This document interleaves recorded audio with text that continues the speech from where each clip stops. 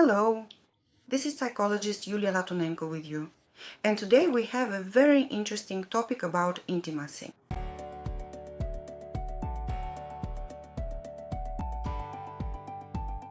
If you haven't subscribed to my channel yet, this is your first one here, please subscribe. There's a lot of interesting content about psychology here, all in our beautiful native Ukrainian language.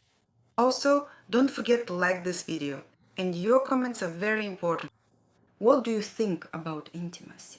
Why do so many difficulties and challenges arise for partners who have been together for a long time? Let's take some time to talk about this very sensitive and important topic today. This type of intimacy requires a more detailed understanding, and it is different from the intimacy that exists between friends or between parents and children.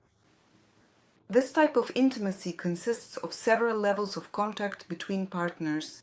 Here in this video, for convenience, I will refer to intimacy between a man and a woman. But all of this also very much applies to same-sex partners as well. Just listen carefully and thoughtfully related to your own personal life experiences. You will find that it will all be essentially the same. The ability to be close is the ability to love, the ability to be in love. And unfortunately, not everyone possesses this ability. Moreover, I would even say that very few people actually have this ability at all. But to some extent, people can be capable of building this kind of intimacy. Still, I have to say that most people are not capable of building loving relationships. I'm talking about the kind of love that is mature, not about codependency, which many people mistake for love. But love, if it arises, never ends, because it is a mature feeling. Codependency, which begins as infatuation, always ends in drama. Most people, as I said, are no longer capable of true intimacy, of real love. But this majority of people are capable of intimate contact because it's hormones, because it's the excitement at the beginning of a relationship, because ultimately it's instinct. But people are supposed to be different from animals. We as humans have a subconscious consciousness. We possess a wide range of complex feelings that animals do not have. That's why our intimate closeness is colored by many shades. This is something animals do not have. But many people reduce intimate closeness to a formality, to techniques, even to duties in the end. And you can even hear things like you have to fulfill your marital duty. We used to hear this from our grandmothers and grandfathers, but you can also hear it from young people who believe that when they get married, with marriage they gained rights to another person's genitals. So what is the secret of intimate closeness and happiness in intimacy? The first thing I think is important to say here is that intimacy and intimate relationships are not the foundation for mature, long-term relationships. Intimate closeness should not be the beginning of a relationship at all. It is the result of love, the result of one person's attitude toward another. It is the result of the acquaintance that precedes, in general, intimacy. Because when physical bodily closeness happens, you let another person get very close to you. And it often happens we don't even know who exactly we're getting into bed with. And then we end up with a lot of problems. When hormones blind us, we stop seeing the red flags. We stop being sensitive to violations of our boundaries. We stop feeling like separate individuals at all. We merge. Just like a small child wants to be merged with their mother. Scientific psychologists say that during the stage of being in love, a person enters a kind of infantile state where all their experiences in love are very similar to the experiences of a small child nursing at their mother's breast. Many people rush into physical intimacy without even having time to understand whether this person is actually the one with whom I would want to have anything in common at all. Because, as I already said, physical intimacy is the result, the very tip of the pyramid that two people build on the foundation of emotional closeness.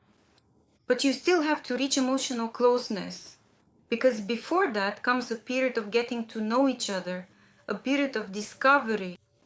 After all, if you become physically intimate, hormones can really get in the way of properly getting to know the person and thinking about whether you should let them get closer or even allow them into your life at all. That's why so many couples, when they start a relationship, fall into a very strange, unhealthy state, which, well, intense infatuation leading to codependency is still considered a kind of illness. Many specialists abroad regard intense infatuation as an unhealthy condition that requires some form of treatment, whether psychotherapeutic or even medicinal, because some people, when they're in love, can do things they would never be capable of in a truly sober state. That's why these hormones, the surge and the loss of awareness, as well as the influence of a person's childhood trauma, if, for example, when a child was deprived of enough physical contact or emotional closeness, all of this greatly affects how, when blinded by these hormones, a person stops testing reality. They detach from reality and fall into a kind of, well, you could even say borderline state. And this explains the reason for many problems and difficulties in long-term relationships when at the beginning intimacy seemed wonderful, you felt a strong attraction to your partner, but then over the years you can no longer stand to see this person and you can't have genuine and open intimacy with them, truly enjoying it. And everything seems to disappear somewhere. The feeling of being in love fades away, those hormones are gone. And many couples say even sex isn't the same, and everything is just not like it was at the beginning. Intimacy turns into a formality, into a duty, and can even become suffering. Intimacy can turn into that. And why is that? Because it isn't supported by emotional closeness. Intimacy without emotions, without feelings, is just movements, just physical exercise or something like that. And we see in movies how after intimate contact many women are shown just crying into their pillow. In order to learn to be sincere in intimacy and to truly enjoy it, you still need to broaden your perspective, to work on those relationship patterns that were formed in your childhood and which most likely are affecting your adult life now. You need to work through your childhood traumas in order to grow up, to become mature and wise, to be able to first build emotional intimacy and only then move into physical intimacy, which can become the pinnacle of your happiness and satisfaction. Everything depends on what type of attachment you develop in childhood. We all know that a child's attachment forms in the first years of life, and it depends on how traumatized the child's mother is herself. Almost no one has a normal type of attachment. You know, there are anxious attachment types, anxious avoidant attachment types, in other words, various pathological types of attachment. They also affect how capable a person is of establishing emotional contact. And this in turn influences intimate contact. Because any kind of closeness, both physical and emotional, is the ability to let someone into your personal space. Your territory can be both your physical body and your emotional space, and at the same time not lose your sense of autonomy and individuality. So what does this mean? In order to truly enjoy intimate closeness and emotional intimacy, you need to learn to be genuine, vulnerable, and sometimes even weak. To move away from all the formalities and learn to be separate even when you are merging together. And relationships are like a person's breathing. Inhale, you're together, you're merged. Exhale, you're two separate individuals.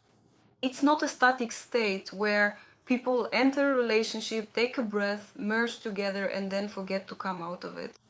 And that's where all the dramatic scenarios you can imagine begin.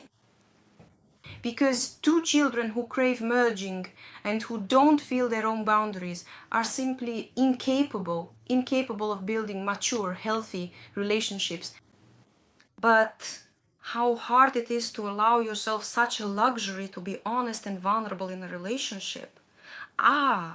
Because there are blocks here that were created by your childhood traumas. And these blocks are feelings of guilt, fear of loss, and feelings of shame.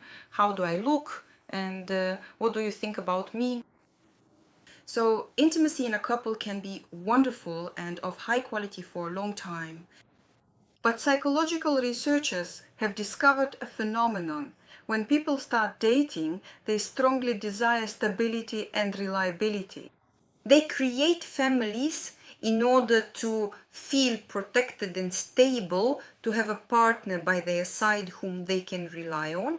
But researchers say that this situation of stability and reliability has a very negative effect on intimate closeness, because stability and reliability are enemies of eroticism.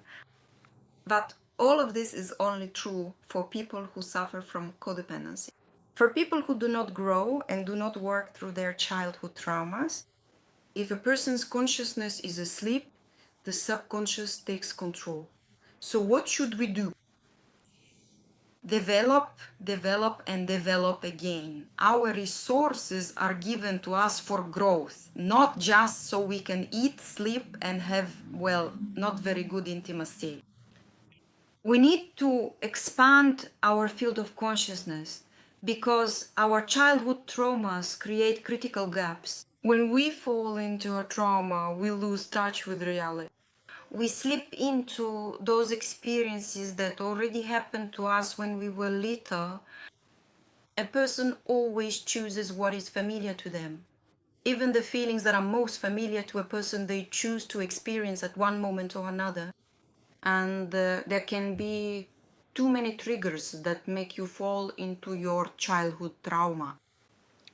So in order to get out of this childhood trauma, you need to be able to hold on to reality, to be in the here and now. Intimacy, intimate contact is the ability to be in the here and now. It's the ability to enjoy touches, to enjoy kisses, to be in the here and now every time you touch your beloved's skin.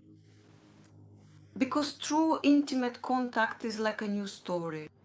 Every time you get into your bed, or maybe fall onto the floor, or have intimacy, make love in the kitchen, wherever you feel like it.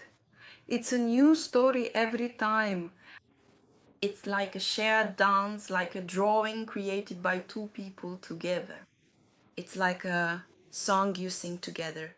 It's an act of creativity. And this happens precisely when people are in the here and now. They don't drift off into sexual fantasies. They don't choose to play some kind of role-playing games, put on stockings and high heels and jump around in front of each other, trying their hardest to arouse one another with extra stimulation. Number quality intimate contact is the ability of people to be present in the here and now. But we know that trauma prevents us from being in reality. Two traumatized partners, of course, will reproach each other, hurt each other, criticize and devalue one another. And the first thing to disappear from intimate contact is kissing. Then pleasure and the feeling of joy after intimate contact also disappear. As I mentioned, many people are left with a sense of sadness after a formal, technical, intimate encounter. But if we don't know how to communicate with each other in a healthy, respectful way, if we've been used to blame, criticism, and judgment since childhood, of course, we'll bring all of that baggage with us into our adult relationships. And we'll do all of this with our partner, expecting from them everything we didn't get from our parents in childhood. Such projections are exactly what trigger our childhood wounds. And things like blame, reproaches, and devaluation only deepen the problem in the relationship and destroy it further. They destroy those wonderful feelings you had at the very beginning.